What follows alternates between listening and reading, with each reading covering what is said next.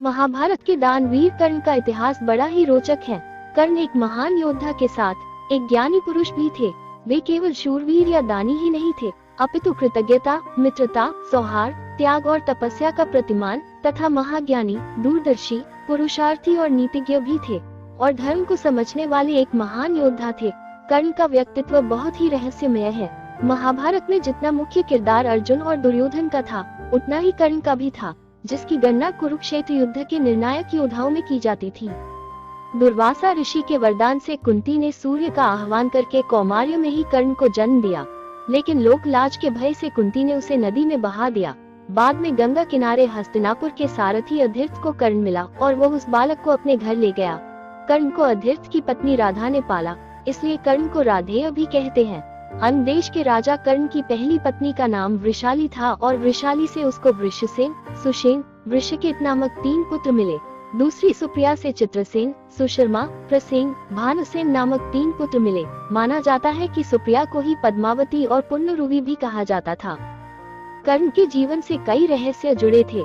मान्यता है कि द्रौपदी को महारथी कर्ण से प्रेम था और कर्ण को भी द्रौपदी पसंद थी। द्रौपदी के स्वयंवर में कर्ण भी गए थे, लेकिन राजा द्रुपद का भीष्म से विरोध था और कर्ण भीष्म के पक्ष में थे। इसलिए राजा द्रुपद ने द्रौपदी को पहले ही बता दिया था कि कर्ण एक सूत पुत्र है और यदि तुमने उन्हें पसंद किया तो जीवन भर तुम्हें एक दास की पत्नी के रूप में पहचाना जाएगा। तब स्वयंवर में निराश द्रौपदी ने एक कठिन निर्णय लेते हुए भरी सभा में कर्ण को एक सूत पुत्र कहकर अपमानित किया था। फिर भी चीरहरण के दौरान द्रौपदी को कर्ण से उम्मीद थी, लेकिन कर्ण ने अपने अपमान को याद कर वहां द्रौपदी की कोई सहायता नहीं की। बाद में जब भीष्म पितामह मृत्युशैया पर लेटे थे, तब कर्ण ने उनसे कहा कि वे द्रौपदी को चाहते थे। ये बात द्रौपदी ने भी सुनी और पहली बार द्रौपदी को भी पता चला कि कर्ण भी मुझे प्रेम करते हैं। दुर्योधन की पत्नी का नाम भानुमति था। कहते हैं कि भानुमति का कर्ण के साथ अच्छा संबंध हो चला था। दोनों एक दूसरे के साथ मित्र की तरह रहते थे। कर्ण और दुर्योधन की पत्नी भानुमति एक बार शतरंज खेल रहे थे। इस खेल में कर्ण जीत रहा था। तभी भानुमति ने दुर्योधन को आते देखा और खड़े होने की कोशिश की। दुर्योधन के आने के बारे में कर्ण को पता नहीं था, इसलिए जैसे ही भानुमति ने उठने की कोशिश की, कर्ण ने पकड़कर बिठाना चाहा। फिर भानुमति के बदले उसके मोतियों की माला कर्ण के हाथ से लगकर टूट गई। दुर्योधन तब तक कमरे में आ चुका था। दुर्योधन को देखकर भानुमति और कर्ण दोनों डर गए कि दुर्योधन को कहीं कुछ गलत शक न हो जाए, परंतु दुर्योधन को कर्ण पर बहुत विश्वास था। उसने सिर्फ इतना कहा कि मोतियों को उठा ले और वह जिस उद्देश्य से आया था उस संबंध में कर्ण से चर्चा करने लगा। दुर्योधन के कर्ण पर अटूट विश्वास के कारण ही कर्ण गलत समझ लिए जाने से बच गए। एक बार कुंती कर्ण के पास गई और उससे पांडवों की ओर से लड़ने का आग्रह करने लगी।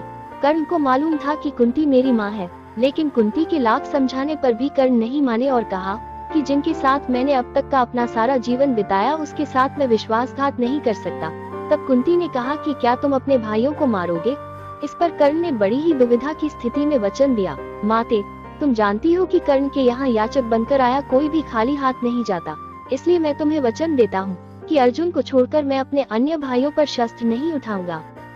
कर्ण की शक्ति अर्जुन और दुर्योधन से कम नहीं थी। उसके पास इंद्र द्वारा दिया गया अमोघास्त्र था, जिसे इंद्र ने कवच और कुंडल के बदले में दिया था। अमोघास्त्र देने वक्त इंद्र ने कहा था कि तुम इसका प्रयोग एक ही बार कर सकते हो, ये जिस पर भी चलाया जाएगा वो निश्चित ही मारा जाएगा। कर्ण ने इस अमोघास्त्र का प्रयोग उसने दुर्योधन के कहने पर भीमपुत्र घटोत्कच पर किया था, जबकि वह इसका प्रयोग अर्जुन पर करना चाहता था। यह ऐसा अस्त्र था जिसका वार कभी खाली नहीं जा सकता था, लेकिन वरदान के अनुसार इसका प्रयोग एक बार ही किया जा सकता था। कहते हैं कि भगवान श्री कृष्ण, कर्ण और द्रौपदी के शरीर में समानता थी, क्योंकि कृष्ण की मांसपेशियां मृदु परंतु युद्ध के समय विस्तृत हो जाती थी। इसलिए सामान्यतः लड़कियों के समान दिखने वाला उनका लावण्यमय शरीर युद्ध के समय अत्यंत कठोर दिखाई देने लगता था। यही खासियत द्रौपदी और कर्ण के शरीर में भी थी। इसका मतलब ये कि ये तीनों लोग वक्त के साथ अपने शरीर को कोमल या कठोरतम बना लेते थे। किंवदंती है कि एक बार कर्ण ने अपना यौवन ही दान दे दिया था।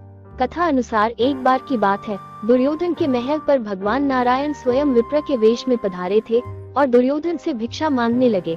दुर्योधन के द्वार पर आकर एक विप्र ने अलख जगाई, नारायण हरि भिक्षा देहि। जब दुर्योधन ने स्वर्ण आदि देकर विप्र का सम्मान करना चाहा, तो विप्र ने कहा, राजन, मुझे ये सब नहीं चाहिए।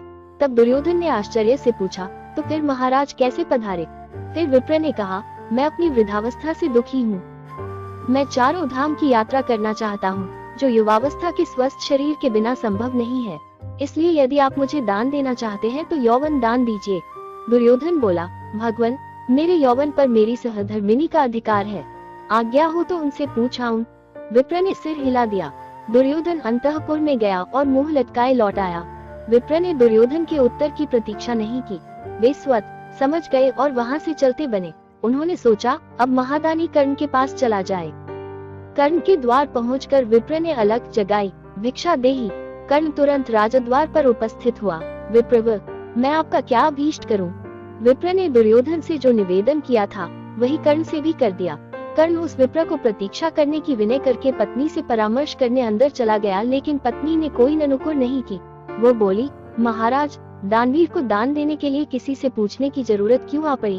आप उस विप्र को निसंकोच यौवन दान कर दे। कर्ण ने अविलंब यौवन दान की घोषणा कर दी। तब विप्र के शरीर से स्वयं भगवान विष्णु प्रकट हो गए, जो दोनों की परीक्षा लेने गए थे। कर्ण की दानवीरता काफी प्रसिद्ध थी। कहते हैं कि कर्ण जब युद्ध क्षेत्र में आखिरी सांस ले रहा था तो भगवान कृष्ण ने उसकी दानशीलता की परीक्षा लेनी चाहिए। वे गरीब ब्राह्मण बनकर कर्ण के पास गए और कहा कि तुम्हारे बारे में काफी सुना है और तुमसे मुझे अभी कुछ उपहार चाहिए। कर्ण ने उत्तर में कहा कि आप जो भी चाहे मांग ले। फिर ब्राह्मण ने उनसे सोना मांगा। कर्ण ने कहा कि सोना तो उसके दांत में है और आप इसे ले सकते हैं।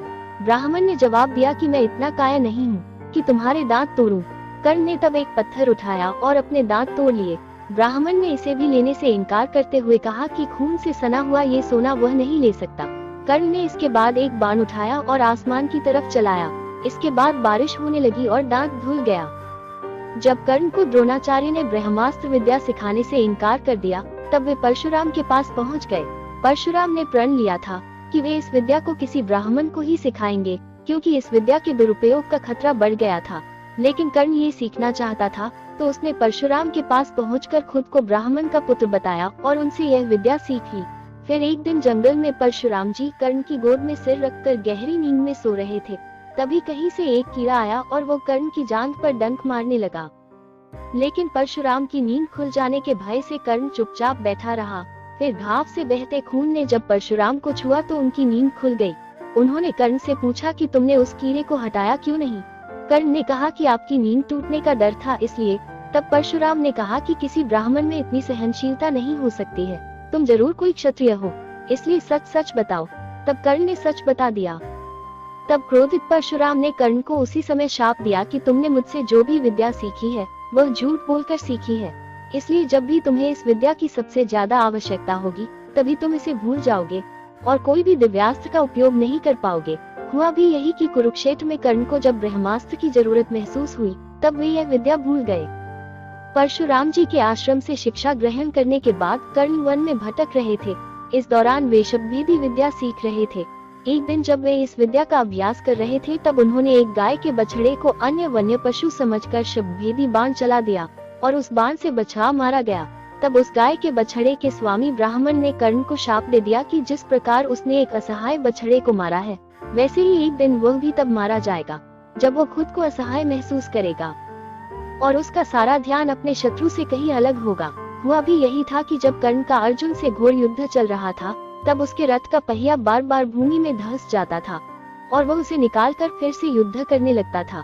ऐसे समय में जब उसे घबराहट भी हो रही थी और उसका सारा ध्यान युद्ध के अलावा पहिए पर चला गया था तथा वो खुद को असहाय महसूस कर रहा था, ऐसे ही मौके का लाभ उठाकर अर्जुन ने कर्ण को मार दिया। 10वां रहस्य, युद्ध में एक ओर कृष्ण थे तो दूसरी ओर कर्ण। कर्ण दुर्योधन के तो कृष्ण अर्जुन के मित्र थे। यदि युद्ध में कर्ण को असहाय स्थिति में देखकर नहीं मारा जाता तो अर्जुन की क्षमता नहीं थी कि वे कर्ण को मार देते और कृष्ण की नीति के तहत ही कर्ण का विवाह द्रौपदी से होने से रोक दिया। कृष्ण ने ही अपनी नीति से उनके कवच कुंडल हथियाए और इंद्र द्वारा दिया गया एकमात्र अचूक अमोघ अस्त्र जो वो अर्जुन पर चलाना चाहता था वो घटोत्कच पर चलवाया गया। इस तरह हम देखते हैं कि युद्ध के पहले से ही कर्ण और कृष्ण के बीच छद्मयुद्ध चलता रहा था। वो कृष्ण ही थे जिन्होंने ऐन वक्त पर नीति के तहत ही कर्ण को ये बताया था कि कुंती तुम्हारी माँ है, लेकिन युधिष्ठिर और अर्जुन को इस बात का ज्ञात नहीं था कि कर्ण हमारा बड़ा भाई है।